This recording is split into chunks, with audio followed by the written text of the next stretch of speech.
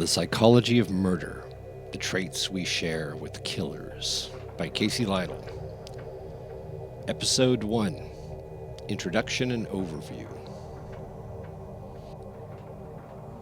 So where am I going with this one? What's this series about?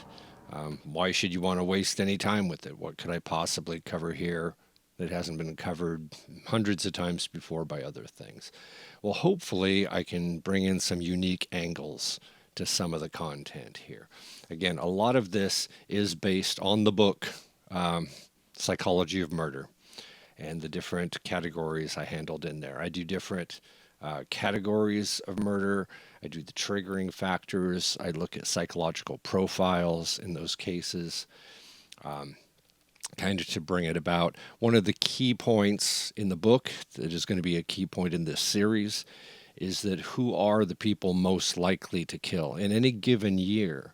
Who are the majority of killers? The majority are not criminals or people with mental illness or anything else. The majority are everyday people like you and me who simply have an unfortunate merging of different factors all at the same time, and usually out of desperation or anger or momentary rage, engage in an act that they later regret. And again, one of the other overriding umbrella concepts that comes up a lot when you talk about murderers is, are murderers made or are they born? If you look at the murder rate in the United States, for example, you will see that when the baby boomer generation was in that prime 18 to 40 adult age range, they brought with them one of the highest murder rates in U.S. history. And when they aged out of that group and Gen X and the millennials came in there, those generations had lower rates. In fact, the baby boomers also had the highest rate of serial killers of any generation. Once they aged out of that, the number of serial killers began to decline as well. In the life of any killer, especially if you look at serial killers, you can find a gradual progression that was uninterrupted, that led them to what they eventually did. And there are many key points that if you interrupted any of those moments, you could have possibly derailed the eventual outcome, turned their attention in other ways. Jeffrey Dahmer is a great example of that. You can see key points there where his parents did not interact, did not correct certain behaviors or guide certain behaviors, and he was left on his own to progress in a dark direction.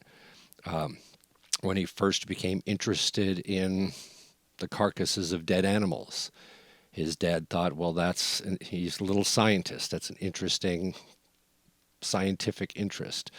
But his dad did not guide that. He basically left Dahmer on his own. Dahmer was also homosexual at a time in an environment where he had no guidance there, no support, nothing to help him kind of deal with those feelings and understand them. So that was left to merge with his other growing desires. And anywhere along that path could have possibly interrupted it, rerouted it, rechanneled it, helped him understand those drives better and go in a less pathological direction with it. Richard Kuklinski, the Iceman serial killer, he had an upbringing that was horrific and basically beat his self-esteem down to the point where he didn't believe he could go into any legitimate profession or hold a regular job. So he was drawn to crime because that's all he thought he could do.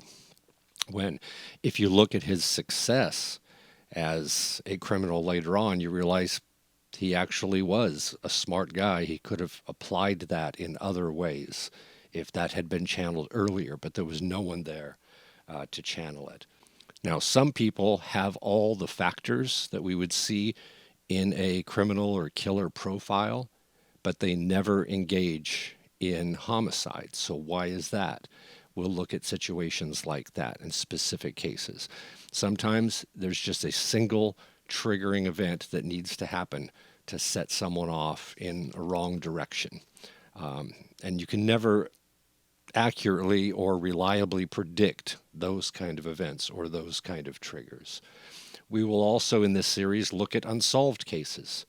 We'll look at the details of the case, a lot of the specifics. We'll look at the different theories that people have about what they think happened or who they think was responsible. And we'll take those and we'll rank them kind of on a likely to unlikely scale based on probabilities and statistics we've gleaned from other crimes to see what theories best fit what we know about those kind of crimes. Now, there's a note here we have to emphasize: there are always outliers that do not fit the profiles, that do not fit the probabilities and statistics. So just because we say a certain theory, the probabilities are a certain theory is better than another one, that case could always be an outlier. In 2022 in Olympia, Washington, there was a report of a missing teenager. His truck had been found outside of town in a rural area south of Olympia. The door was left open on it. There were signs of blood in the truck. All the indicators, the profile, the stats on that would say he had probably been assaulted, abducted, and the chances of finding him alive were probably pretty slim given what we were seeing at the time and the environment where the truck was found and the presence of blood. Well, about a day later, he was found nearby, just along the road, alive and well. He was returned to his family. The next day, he was arrested as a suspect in a murder in another community. That was a monkey wrench being thrown into there. That was something unexpected coming in. So again, initially, we have to keep in mind something could be an outlier. There could be something else going on that we're not looking at and not paying attention to, not considering. Those are always possible. One of the ones we'll look at is an old one that's been done over and over, the JonBenet Ramsey case. Lots of theories on this one, entire books and documentaries and everything else being done on this one. We'll take a look at this one and look at the different theories and see which ones are more likely than others. And there's also the JonBenet Ramsey case is a good example of people who get a certain pet theory they like that they think is the right one. The problem is they will kind of cherry pick the evidence that fits their theory and either diminish or just dismiss the puzzle pieces that don't fit. You can't selectively grab which evidence you're going to go for. One of the most popular theories in the JonBenet Ramsey case, one that has actually resulted in some lawsuits, doesn't fit one of the key pieces of evidence in that case. And when we cover that one, we'll look at that. We always have to keep in mind when looking at these cases through media, the police don't release all the information they have. All we know about those cases is what has been released to the public, and that is always going to be incomplete. So whatever theory we try to put together, there could be some key evidence that police have that would totally change our theory, or throw it out the window or support it if we knew what that was.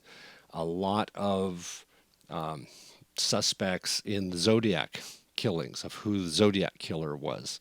A lot of people feel that the evidence seems to be pointing in certain directions, but police dismiss it and don't necessarily say why. That tells us there is some information they have that the fan theory or suspect list, the casual observers come up with, the true crime people come up with, doesn't take into account. So we can't always know what's going on there. We will look in this series at past events, past killers, past unsolved murders. But when something is current, getting a lot of attention, we will grab some of those current trending events and current events as well, new things as well. Also, if there's any you're interested in, flip me a message. If it's not something that's on our plan or on our layout, I'll look into it, see if we can throw it in to an episode. Maybe have some episodes with multiples in there. So if you think this sounds like something interesting that you'd be interested in coming along on the ride with, then keep an eye on the channel for other episodes coming up. In episode number 2, the very next episode, we will be going way back in the time machine and going back to the JonBenet Ramsey case and look at the different theories people have about who it is, who could have done it. There's a lot of suspects in that case, but there's a lot of information that often gets overlooked when people are putting together their fan theories. And there's some key things we have to keep in mind in that case that could alter. I mean, there's no one answer to that, depending on what elements the police have not released. But in that case, there was a grand jury that was put together that released some recommendations. They had information we don't have that we've never seen. So, one of the things we need to look at is what do their recommendations kind of tell us about what information they might have that the public has never had. So, we got to take a look at that. And in that case, there is one kind of really disturbing possibility that fits a lot of the puzzle pieces and answers a lot of the different holes in the different fan theories. Again, for a good theory, you can't just address a certain set of the puzzle pieces and ignore others. You have to address all of them. You have to have some explanation for the other puzzle pieces, even if you don't think they are significant to the case. You have to have a reason why those wouldn't be significant. So if you're ready to ride the ride, short introduction here. We'll see you in the next episode.